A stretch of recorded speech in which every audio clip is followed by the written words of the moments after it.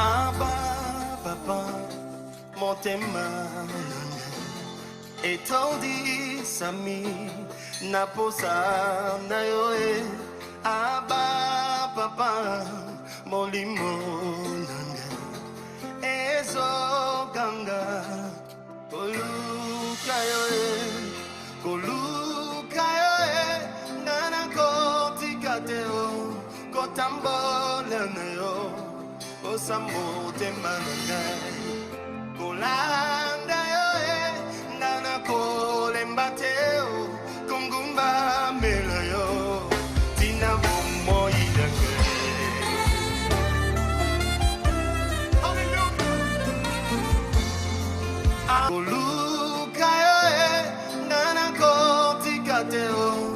On se glorifie même quand nous traversons des tribulations.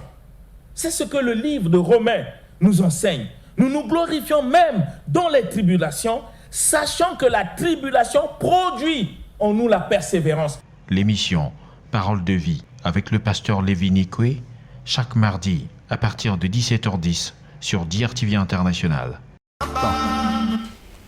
Bien-aimés, nous voulons rendre grâce au Seigneur parce qu'il permet encore que nous puissions être là et qu'ensemble nous puissions partager la parole du Seigneur dans les enseignements que nous avons commencés dans notre émission Parole de vie concernant l'amour. Nous avons parlé de beaucoup de choses, de ce que l'Évangile nous enseigne, mais malheureusement, nous les chrétiens, nous n'arrivons pas à saisir la pensée de Dieu et ce que Dieu attend de nous. L'amour. Nous avons posé tellement de questions. Est-ce qu'entre nous, nous nous aimons? Pas comme nous le voulons, mais comme Dieu le veut. Parce que Dieu a défini dans sa parole ce que lui, il entend par amour. Parfois, on a l'impression que dans le monde, nous avons l'amour, mais nous confondons souvent la gentillesse avec l'amour. Parce que l'amour, c'est une vie. La vie des chrétiens. La vie de ceux qui se sont engagés pour suivre le Seigneur et pour le servir. Nous allons continuer dans cet élan pour comprendre ce que Dieu attend de nous et ce que nous devons chercher dans notre vie quand nous acceptons le Seigneur Jésus comme notre Seigneur et notre Sauveur. Malheureusement, il y a plusieurs évangiles qui sont prêchés à travers le monde, mais qui ne forment pas les chrétiens, qui ne les construisent pas, qui ne les bâtissent pas sur le vrai fondement de la parole. L'évangile qui amène les chrétiens plus dans le monde. Parfois, on vit dans les comparaisons avec ceux qui ne prient pas. On vit dans les comparaisons avec ceux qui sont riches. Nous pensons parfois que la foi en Dieu, c'est un moyen de s'enrichir. C'est un faux évangile. On ne peut pas mener les gens sur ces pensées si on veut s'enrichir. La voie la plus facile, c'est le travail. Il faut travailler. Voyez, on va parler aussi dans cette émission des jours qui vont arriver sur ce qu'est la bénédiction. Parce que là aussi, il y a une confusion. Ça fait que tout le monde qui va à l'église a besoin d'être béni sans comprendre ce qu'est la bénédiction, bien aimé. La bénédiction n'est pas de l'argent. La bénédiction, ce n'est pas des voitures. La bénédiction, ce n'est pas des richesses. Lisez bien la parole du Seigneur. On peut avoir de l'argent, on peut avoir des voitures, mais sans être béni. Tu peux être milliardaire, mais ça ne veut pas dire que tu es béni. Il faut bien lire la parole. Dieu ne nous envoie pas aller chercher des richesses, non. Dieu nous envoie à chercher l'amour. C'est ça l'évangile. Parce que sans amour, tout ce que nous pouvons faire pour le Seigneur est nul, bien-aimé. J'aimerais que tu puisses le comprendre. Le Seigneur dit, vos voix ne sont pas mes voix. Et vos pensées ne sont pas mes pensées. Nous ne pouvons pas servir Dieu avec nos pensées. Nous ne pouvons pas servir Dieu avec nos imaginations, bien-aimées. Nous devons comprendre quelle est la pensée de Dieu. Qu'est-ce que Dieu enseigne? Et Jésus lui-même a dit dans sa parole que mon peuple périt parce qu'il lui manque la connaissance. Si nous n'avons pas la connaissance de l'évangile, des enseignements de Jésus, tels qu'il a laissé à l'Église, nous allons fabriquer notre propre manière de servir Dieu sans Dieu. L'amour, un sujet important. Nous avons lu au cours de cette émission comment le Seigneur dit nous pouvons avoir des dons des prophéties. Nous pouvons avoir le don de la foi jusqu'à transporter les montagnes, distribuer nos biens. Le Seigneur dit, si nous n'avons pas l'amour, bien-aimés, écoutez bien Dieu, si nous n'avons pas l'amour, tout cela ne nous sert à rien. Ça veut dire que nous pouvons faire beaucoup de choses pour Dieu. Mais si au fond de nous, nous n'avons pas l'amour, tout ce que nous faisons pour le Seigneur n'est que vanité des vanités.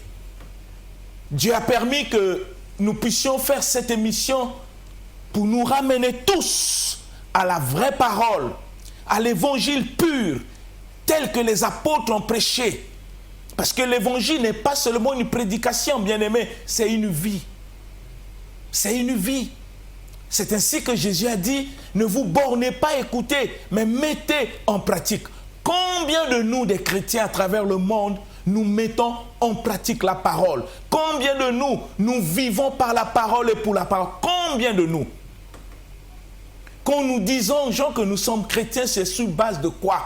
Si nous sommes incapables dans notre vie à mettre en pratique ce que le Seigneur nous demande, si nous sommes incapables de nous aimer les uns les autres, si dans notre cœur nous avons des ennemis, des gens que nous ne portons pas, des gens que nous ne voulons pas voir, même au travail, au niveau de la famille, parfois on a de la haine contre le sorcier de la famille. Mais le sorcier de la famille, lui-même, il est esclave.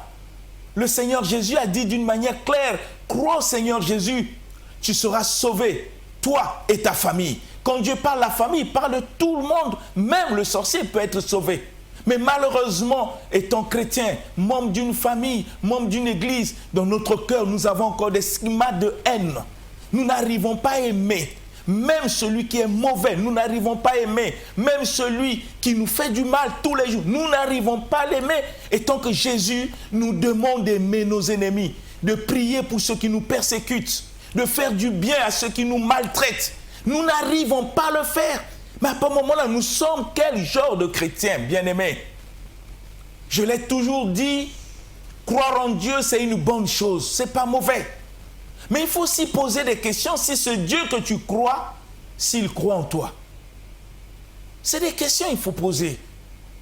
Est-ce que Dieu croit en toi? Quand tu vois ta vie, tu vois ta manière de vivre, est-ce que tu peux te rassurer dans ton cœur pour dire que tu es chrétien? Est-ce que tu l'es vraiment? Si l'amour n'est pas dans ton cœur, qu'est-ce que nous cherchons dans nos églises? Nous cherchons des miracles. Voilà ce qui nous anime, des miracles. Oui, Dieu fait des miracles. Mais ce n'est pas ce qu'il nous demande. Nous cherchons des miracles. Nous cherchons que Dieu puisse manifester sa gloire dans notre vie.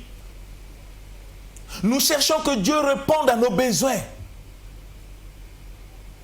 Nous cherchons que Dieu puisse nous bénir. C'est comme si nous venons à l'église pour être des flatteurs. Nous voulons utiliser Dieu pour nos propres besoins. Cela veut dire que nous n'avons rien compris de l'évangile, bien-aimés. Rien compris de l'évangile.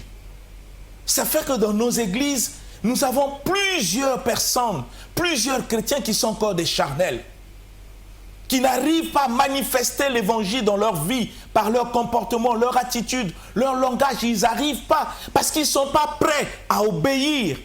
Ils ne sont pas prêts à mettre en pratique la parole de Dieu. Mais ils sont prêts pour que Dieu puisse les bénir. Ils sont prêts pour que Dieu fasse d'eux des hommes et des femmes importants. Ils sont prêts à recevoir des bénédictions du Seigneur, mais ils ne sont pas prêts à faire ce que le Seigneur leur demande. Et Jésus était clair dans le livre de Luc. Il disait, pourquoi m'appelez-vous Seigneur? Et ne faites-vous pas ce que moi je dis? Ce n'est pas la parole d'un pasteur ou d'un apôtre ou d'un évangéliste, c'est Jésus qui le dit, pourquoi m'appelez-vous Seigneur? Et ne faites-vous pas ce que moi je dis?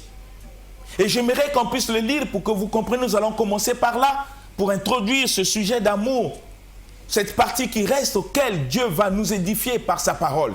Lisons le livre de Luc, chapitre 6, verset 46. Luc, chapitre 6, le verset 46, Dans la version Louis II Revue, nous lisons au nom du Seigneur. Amen. Pourquoi m'appelez-vous Seigneur, Seigneur, et ne faites-vous pas ce que je dis? Amen. Qu'est-ce que Dieu nous dit? Pourquoi m'appelez-vous Seigneur? Et je veux te poser la question, toi qui me suis. Pourquoi tu appelles Dieu? Pourquoi tu appelles Jésus ton Seigneur? C'est Jésus qui pose cette question. Pourquoi m'appelez-vous Seigneur et ne faites-vous pas ce que moi je dis? Si dans mon cœur je ne suis pas prêt, je ne suis pas disposé, disponible à faire ce que le Seigneur me demande par sa parole, ce n'est pas la peine de l'appeler Seigneur. Il refuse que je puisse l'appeler Seigneur si je ne suis pas prêt à mettre en pratique, c'est-à-dire à vivre selon sa parole. Et pour sa parole, le Seigneur dit, pourquoi je l'appelle Seigneur? Pourquoi tu l'appelles Seigneur si tu n'es pas prêt à mettre en pratique ce qu'il te demande? Et nous avons vu dans le sujet d'amour beaucoup de choses que Dieu exige aux chrétiens. Il exige pour païens. Si tu es chrétien, c'est à toi que Dieu parle. Qu'est-ce que le Seigneur nous avait dit? Il dit, aimez vos ennemis. Et Jésus dit, si tu m'appelles Seigneur, tu dois aimer tes ennemis. Et si tu n'aimes pas tes ennemis, le Seigneur dit, pourquoi tu l'appelles Seigneur? Il est ton Seigneur en quoi? Parce qu'à un certain moment, on ne peut pas être fier d'aller à l'église pour dire aux gens que je suis chrétien parce que tu vas à l'église. Non, bien-aimé. Être chrétien, c'est une vie. C'est la vie que Dieu nous communique par sa parole. Pour que chacun, individuellement, doit faire des efforts pour manifester dans sa vie la parole de Dieu. Par son comportement, par son langage et par sa vie. Parfois, nous ne savons pas ce qu'il faut chercher à l'église. Mais parce que parfois, on nous enseigne des choses qui ne sont pas justes. Les miracles. Il y a eu des gens qui ont suivi Jésus à cause des miracles. Mais Jésus leur a parlé d'une manière claire. Vous me suivez parce que vous avez vu les miracles, parce que j'ai multiplié les pains, parce que j'ai guéri. Et Jésus dit, si vous ne mangez ma chair et si vous ne buvez mon sang, vous ne pouvez pas rentrer dans le royaume de Dieu. Ceux qui suivaient le Seigneur à cause des miracles sont partis. Jésus n'a pas eu compassion pour les appeler. Venez, je suis venu vous sauver. Il les a laissés partir. Il est tourné vers ses apôtres. Et il dit à ses apôtres, et vous, vous ne partez pas? On peut constater que comme si la question de Jésus était stupide. Non, il voulait que l'homme qui le suit puisse avoir une bonne conscience de pourquoi il suit le Seigneur. Que le miracle ne soit pas la base du fondement de notre foi. Non, Dieu refuse cela. Qu'est-ce que nous devons chercher à l'église? Lisons le livre de Matthieu. Vous allez comprendre ce que le Seigneur nous exige. Et si nous sommes prêts à mettre en pratique ces exigences dans notre vie. Matthieu, nous lisons le livre de Matthieu, chapitre 6, le verset 33. Que dit la parole de Dieu? Matthieu chapitre 6, le verset 33, nous lisons au nom du Seigneur. Amen. Cherchez premièrement le royaume et la justice de Dieu, et toutes ces choses vous seront données par-dessus. Amen. Amen. Qu'est-ce que Dieu nous dit, bien-aimés? Dieu ne nous demande pas de chercher le miracle premièrement. Le Seigneur dit, cherchez premièrement le royaume. Et vous savez que tout le royaume de Dieu est basé que sur l'amour. Il n'y a pas autre chose là-bas que l'amour. Parce que celui qui gouverne le royaume, qui est Dieu, lui-même, il est amour. Et le Seigneur dit, cherchez premièrement le royaume de Dieu et sa justice. La question, combien de chrétiens vont à l'église pour chercher le royaume et la justice de Dieu? Pour que cette justice puisse être manifeste dans notre vie. On ne peut pas aller à l'église tous les jours et que notre vie reste la même. Ce n'est pas possible. Et que notre vie n'impacte pas notre entourage. Ce n'est pas possible. Ce n'est pas possible. Il faut que les membres de nos familles, nos amis constatent en nous le changement que la parole de Dieu est en train d'opérer dans notre vie, qui est la raison qui nous pousse à aller à l'église, en cherchant le royaume de Dieu. C'est-à-dire que la vie que Dieu veut voir manifester en nous, nous qui avons cru, pour que nous puissions être différents de ceux qui ne servent pas Dieu. Comme Jésus l'a dit, il y aura une différence entre ceux qui me servent et ceux qui ne me servent pas. Parfois on est confondus, on agit comme des païens. Mais le Seigneur veut que nous puissions chercher le royaume de Dieu. La question, est-ce que c'est ça la raison qui nous amène à l'église? Est-ce que c'est ça le défi qui nous amène à l'église? De chercher le royaume de Dieu. De vivre la vie du royaume. De faire ce que le Seigneur attend de nous. Est-ce que c'est ça la raison qui nous amène à l'église? Quelles sont les raisons qui t'amènent à l'église, mon frère, ma soeur? Tu suis le Seigneur pourquoi? Tu vas à l'église pourquoi? Quelle est la raison? Ici, Jésus dit, il faut chercher premièrement le royaume de Dieu. Et deuxièmement, sa justice. Mais tu n'as pas encore eu le royaume, ni la justice. Tu commences à demander les miracles, les bénédictions. Est-ce que c'est ça ce que le Seigneur t'a recommandé dans sa parole? Est-ce que Dieu t'a dit il faut chercher les miracles? Il t'a dit cherche le royaume.